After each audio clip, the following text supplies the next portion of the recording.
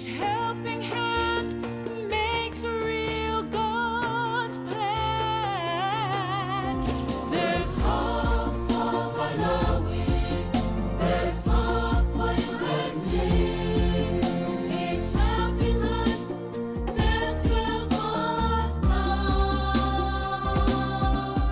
There's hope for Malawi. There's hope for you and me. Our life-changing adventure began 7 years ago on a plane in Nairobi, Africa. My husband and I had just completed a 5-country trip, a trip of a lifetime, really. And by the time we got on the plane in Nairobi, it all started to come into my consciousness, all the things that I had witnessed. Everywhere it seemed there were hundreds of children walking alongside the road. And I kept asking the driver, this is not very safe. And he said, well, actually, these are the lucky children, they're going to school. And I later found out, of course, that there were millions of orphans in Africa as a result of AIDS. And all of these thoughts I kept pushing away until I got on that plane when they all came flooding back. I felt so overwhelmed, I started to pray, and my prayer was something like, Dear God, I don't know why I had to see this, and I don't know what one person could ever do about it. At that moment, my husband said, there's a couple of empty seats back there, and I think I'm going to move.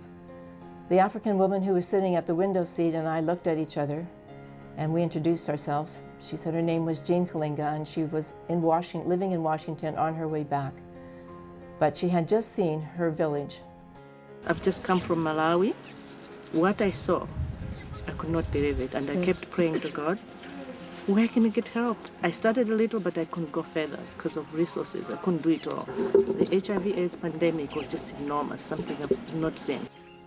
Every time she went, it was worse and worse.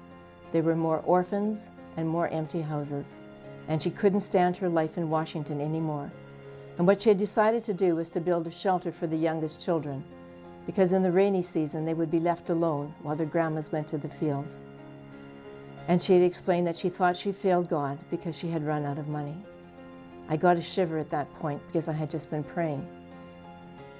As we left each other in London, I hugged her goodbye and said, you know, I don't know why I'm saying this, but I think it will be all right, and I think we were supposed to have met each other. That year for Christmas, my husband, has been his custom every year, asked what Santa should bring me.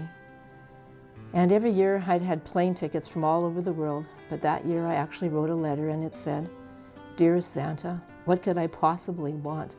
I'm the most blessed person I know. But if I could do something to help those orphans, it would be the best Christmas ever.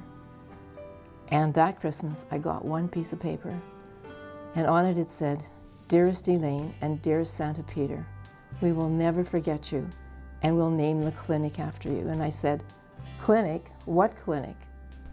I read Elaine's letter to Santa and secretly phoned Jean in Washington and inquired as to how much money would be required to finish this preschool for the very young. She mentioned an amount which wasn't very much, and I said to her, Jean, consider it done. I also said to her, no, there must be other things that the villagers would require. And she said to me, well, our dream has always been to have a clinic where the villages are, because today most of the clinics are located on a main thoroughfare, and it's a long way to walk. I said, Jean, I think there's also a Santa Claus in Saskatoon that will do that, so consider that done.